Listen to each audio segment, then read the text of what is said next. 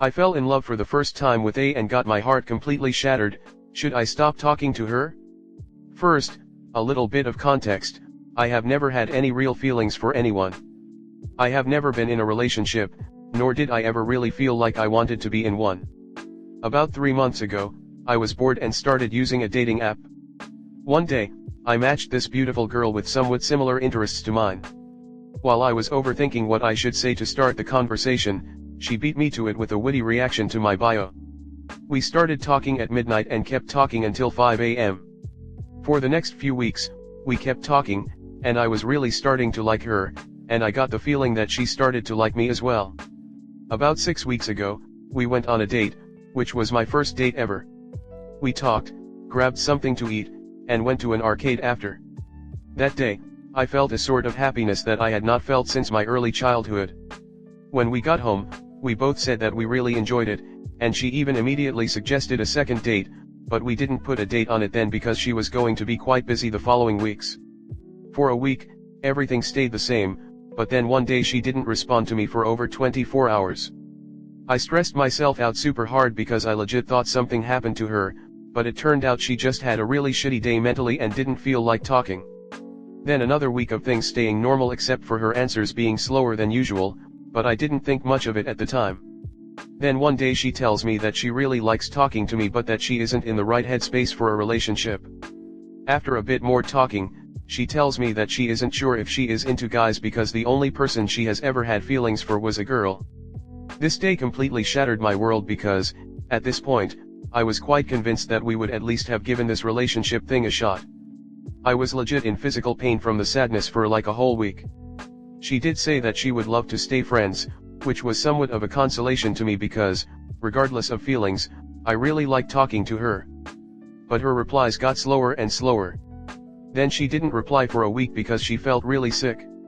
I understand that when you are really sick, you shouldn't be on your phone, but I feel like you could at least tell the people you consider friends what is happening. Then once again, everything was normal for a few days until she didn't reply to me for 11 days because she was very busy physically and mentally. Because of this, I severely started doubting if she actually wants to stay friends because, again, I feel like you would tell your friends that you were going through something like this instead of not answering for 11 days. That brings us to this past week, where she responded every 1 to 2 days. At this point, I really don't know what to do. It still really hurts, but I've accepted that a relationship is very unlikely, but it's really hard to accept the way she's talking or rather not talking to me now even though she told me that she really wants to stay friends. I have really lost myself for the time being. I need to constantly keep myself distracted, or I just start thinking about her again. Every day, I still wake up and go to sleep thinking about her. I have tried so much to forget about all this because it genuinely makes existing painful. Comment. So, after reading this, I'm thinking you didn't so much fall in love with her as you seem to think, but, you just simply had an infatuation with someone. She isn't interested in being friends. If she had interest, she wouldn't go 11 days without contacting you. Unless she is seeing someone else. And when she is in contact with you, it's because she has no one else giving her attention. Honestly, just end contact with her and move on. Out of sight, out of mind. Trust me, you'll be better off in the long run. A relationship is not unlikely, it's plain not going to happen. Yes, no contact will help you actually grieve and move on. She told me that she really wants to stay friends. She's lying and using you for attention to feed her ego. Forget about her. You were a distraction for a few weeks, and now she has moved on to other things and probably other people. If it were me, I wouldn't even try to be friends with her. What value do you get out of being friends with her? Do you share a particular interest or hobby? Would she ever even go out with you as a friend to do something together that you both like to do? I mean, what would she provide you if you continued in a role as her friend? My guess is she would provide nothing, and you would be the one trying to keep the friendship alive. Just block her and forget about her. If you don't want to block her, just stop reaching out to her altogether. Next story 2. My girlfriend doesn't trust because of a weird phone call. My partner and I have been seeing each other for around a year, and in this time I haven't done anything that would in any way indicate that I have been, or would be unfaithful. She knows when I go out, I normally tell her exactly who with as well, because it's always either my friends or my family, and I have never even thought about as much talking to anyone else in a non-platonic way. But about 3 weeks ago she received a strange phone call at 1:30 a.m. from an unknown number, and on the other line there was a woman telling her that they don't know each other, but that I've been speaking to her, but it's not nothing more, just speaking, but she feels bad so she felt she should tell her. Keep in mind that as far as I'm aware she never mentioned me, or my partner by name, and just referred to me as her boyfriend.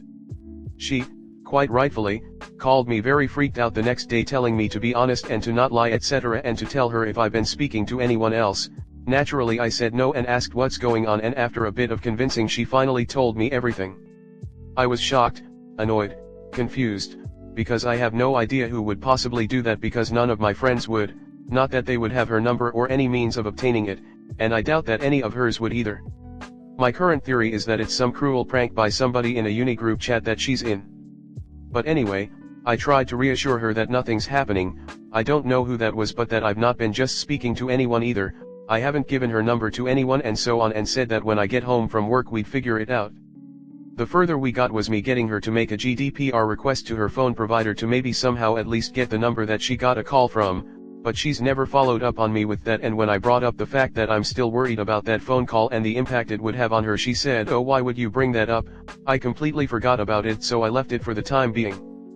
Fast forward to today when I just hung out with an old friend of mine who doesn't get out of the house a lot, and when she asked I said, "Oh, I was just with X, we did this and now I'm going home," to which she followed up with a bunch of suspicious questions and then asked if I have any pictures of us together from today. Now I understand her suspicion, but I was also very hurt at the complete lack of trust, so I sent her some pictures but also made it clear that I am disappointed that she asked, because I thought it was behind us and that she would trust me more than that. In response, she got upset with me for not understanding her situation, and how can I say that after the phone call that she got, so I cut the call short because it was really just escalating for no reason, while I was still out in public and did not want to air my business out to everyone else in front of the McDonald's. So I guess my question is, am I so in the wrong for not wanting her to ask 21 questions when I just want to hang out with one of my friends for a couple of hours followed by photographic proof? Or should I have handled the situation differently? I still don't know what that phone call was about, but I don't feel like it's very fair that I'm having to prove my innocence for something that I didn't do, while being accused by somebody I don't know, and I just feel frustrated and defeated. Comment. So, that phone call she got, never happened. She was testing you to see if she could get you to confess to something. Now, as a bonus, she has that phone call card that she can play whenever she wants so that she can be controlling and manipulative. I'd be concerned with why she's projecting so hard onto you. Typically, when someone starts with these types of behaviors, it's them projecting because they are the ones doing something wrong. This is someone that knows her. Either she was put up to this by someone else who wants to break you up, or she herself wants to break you up. The woman provided no proof, didn't name you by name, or anything. She claims she doesn't know your GF, yet somehow she managed to get her number and knows you two are dating. Maybe think of this as a gift because you are finding out that you shouldn't continue with this woman. It's understandable. Perhaps speak with her and ask her what you can do to allay her worry. You sent photographic proof, so that really should have been enough. If she keeps bringing it up, definitely see a good couples therapist, if you can. It wasn't your fault that the phone call happened, but you do need to care about how much it stressed her. I wish y'all well. Next story 3. My parents met my boyfriend once. They hate him because he's feminine. Now what do I do? Good morning. I still live at home with my parents, in the USA, for context. I'm going to grad school and working full-time but don't have the money right now to move out. Boyfriend and I have been together for a reasonable amount of time. He's fantastic. He's so in touch with who he is as a person and has a relatively high EQ to balance me out. I haven't felt this safe or happy in a relationship for a good while. When we fight, we have constructive and respectful conversations that always have a takeaway for both of us. We're long distance, relatively close, think a state over. So, I want him to start sleeping over mine, so he doesn't have to make a long drive twice in one day. I began the process of introducing him to my parents so that this could happen. I've been nervous, because they're conservative people, in the social sense, but he was so excited to meet them I didn't want to say no. I only mention this because I have to. My boyfriend is bisexual, and wears his hair long and dyed, down below his shoulders, with streaks. I may not be gay, but I couldn't care less who he's dated, or done, in the past, because he's mine now. And I could care less about hair bald, shaved, curly, dyed, etc., who cares? He's a handsome guy with a fantastic personality. And it's not my hair to control. I have not and will never tell my parents he's not straight.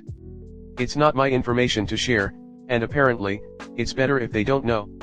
My parents, specifically my mother, were immediately turned off by this. We've been fighting all week, because my choices have consequences, and his long hair and feminine voice, hinting they clocked he was not straight, indicate mental instability and poor grooming. He's no longer welcome in our home.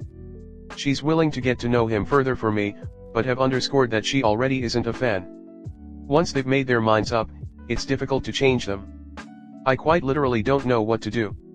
This would destroy my boyfriend if I told him. He tried so hard, ironed his shirt the day before, brought my mom's favorite wine, and my dad's favorite snack. I don't want to be a vehicle of, what is suspect is, homophobia. And I'm in a spot where he'd be interacting with my parents to some extent, as I will be living at home for at least another year. What should I do to combat this? What should I say to my mother? Do I mention this to my boyfriend at all? What are my next steps? I don't want to break up with him, but it's looking like the relationship has limited viability due to my present position.